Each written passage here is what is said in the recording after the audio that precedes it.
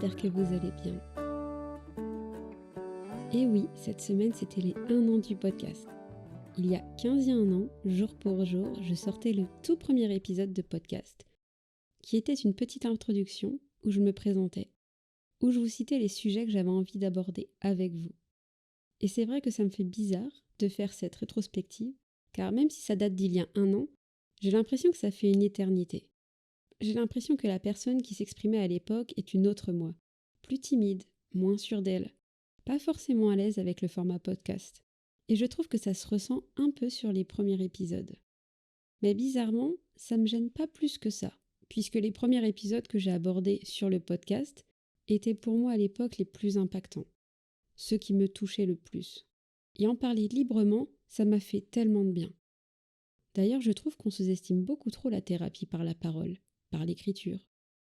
Au début, je doutais beaucoup. J'ai mis des mois avant d'avoir le courage de me lancer publiquement.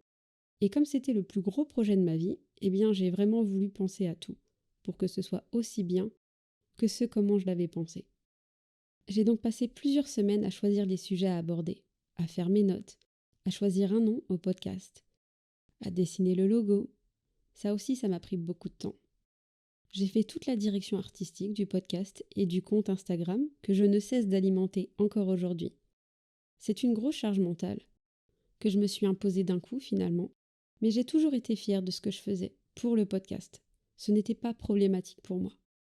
J'avais pensé à tout très rapidement, donc j'ai aussi pu prendre beaucoup d'avance. Et franchement, si j'ai un conseil à vous donner, si vous voulez commencer un nouveau projet, c'est bien celui-là. Prenez votre temps de penser à tout. Petit à petit, de nouvelles idées viennent. On a rarement tout un projet qui naît comme ça d'un coup. Il faut prendre ce temps de tester des choses, de s'interroger sur ce qu'on veut vraiment ou non. C'est pas évident, car il y a aussi une partie où on a peur, où on doute. Mais dans ces moments-là, il faut se rappeler pourquoi on le fait, pourquoi on veut le faire, et pourquoi ça nous tient à cœur. Au début, quand je doutais encore, j'avais peur qu'on me juge. Car sur le podcast, si vous avez écouté quelques épisodes, je raconte énormément ma vie, parfois même dans les détails qui sortent de l'intime. Je raconte des choses que je n'ai même parfois jamais racontées à mes amis. C'est pour vous dire à quel point je me confie à vous. J'avoue, au début, je mettais des limites à ne pas franchir, je m'exprimais pas comme maintenant. J'avais beaucoup de retenue, même si je me lâchais un peu. La personne que je montrais n'était pas 100% moi. Le regard des gens m'a toujours impactée, donc j'avais peur du retour de mes proches, du retour des spectateurs. Et puis je vous avoue, au début, je n'aimais pas entendre ma voix. Je n'assumais pas m'écouter. Aujourd'hui, j'ai plus vraiment ce souci. À force de faire les montages, j'ai appris à apprécier ma voix. Et puis depuis que j'ai un nouveau micro, j'apprécie encore plus m'écouter. Mon point de vue a changé, grâce à vous. Je constate que les retours étaient et sont toujours tous positifs. J'ai reçu beaucoup de compliments et aussi beaucoup de remerciements. Et je pense que c'est ce dont j'avais besoin à ce moment-là pour avoir plus confiance en moi. Je savais pourquoi je faisais ce podcast, mais j'avais pas de retour de ce que le podcast vous procurait. Et apparemment, ça vous a fait du bien. Et c'est vraiment la raison pour laquelle j'ai commencé.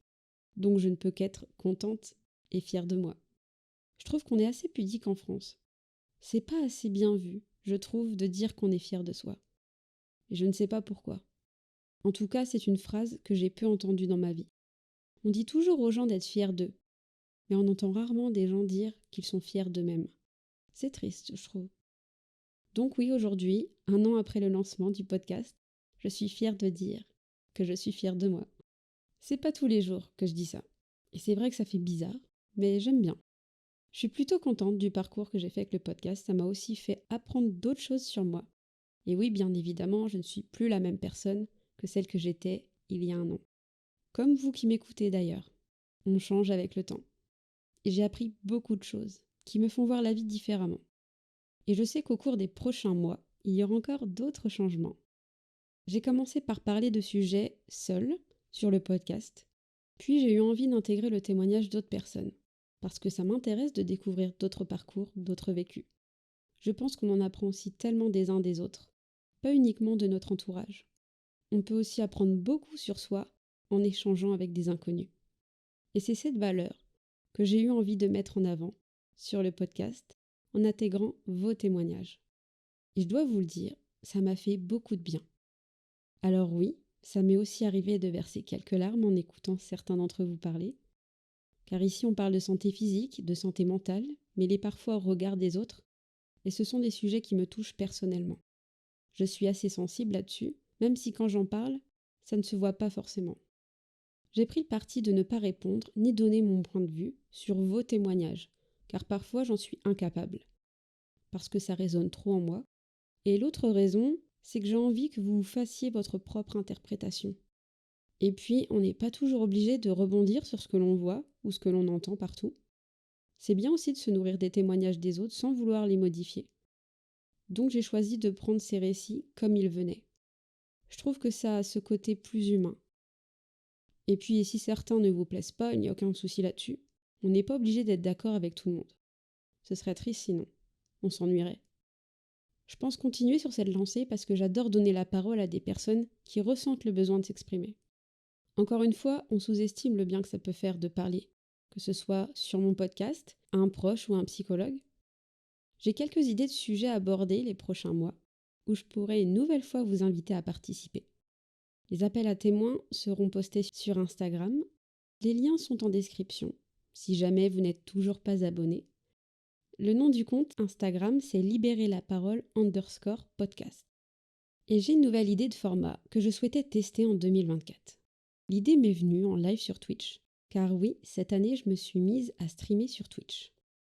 Twitch est une plateforme comme YouTube, mais réservée pour les lives. C'est une expérience que j'adore, car je rencontre tout un tas de nouvelles personnes avec qui je peux parler de sujets que j'aborde sur le podcast, comme la santé mentale, le handicap invisible.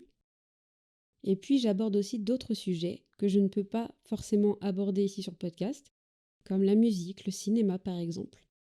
Et c'est vrai que le thème de la santé mentale et du handicap invisible revient très souvent. Je fais aussi des jeux, pas que des jeux vidéo, des jeux de société, avec les spectateurs dans le chat. Donc si jamais ça vous intéresse, n'hésitez pas à me faire un petit coucou et à me dire que vous venez du podcast. Ça me ferait super plaisir. Pour me trouver, il suffit de taper saboteuse avec un petit underscore juste après, dans la barre de recherche sur Twitch. J'ai mis le lien également en barre d'infos si jamais ça vous intéresse. J'essaie de faire des lives assez régulièrement. C'est vrai que j'ai toujours plein d'idées qui pop à n'importe quel moment de la journée, et ce jour-là, en stream, je me suis dit, pourquoi pas aller interviewer des gens dans la rue. L'idée paraît tellement folle pour quelqu'un qui est à la base assez timide et réservé. En plus de ça, je déteste déranger les gens, donc ça me fait un peu peur, là comme ça, mais je sais que j'en ai tellement envie. C'est une idée que j'ai gardée pour moi pendant un moment, et le dire ici sur le podcast, ça me donne une raison de plus pour le faire maintenant que je vous ai mis au courant. Je pense que c'est comme tout, le podcast, Twitch, une fois que t'es lancé, une fois que t'as fait le premier pas, le plus dur est passé. Et puis après, avec les expériences, tu prends confiance en toi et t'as moins peur d'aller vers les autres. Aujourd'hui, je me sens plus du tout stressée à l'idée de parler sur le podcast ou en live. J'arrive à gérer les imprévus. Et si je suis à l'aise, c'est parce que j'ai pas baissé les bras au moment où je doutais. Dans les moments où j'étais pas contente du résultat ou des retours, même si j'en ai jamais eu de mauvais retours pour le podcast. C'est pas facile car il faut pas non plus se forcer à faire quelque chose qu'on n'aime pas ou qu'on n'aime plus. C'est pour ça que se souvenir de pourquoi on fait les choses, ça peut aider. Voilà pour le bilan de cette première année d'expérience dans le podcast. J'ai hâte d'être l'année prochaine pour savoir comment cette nouvelle année s'est passée. Si je me suis lancée dans les interviews de rue ou non. Si j'ai réussi à créer des concepts pour mêler Twitch et le podcast. Je vais essayer d'appliquer tout ça pendant les prochains mois.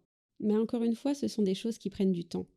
Donc de votre côté, si vous avez des idées de projets à explorer, ne vous mettez pas la pression. Faites-les quand vous êtes prêt ou prête.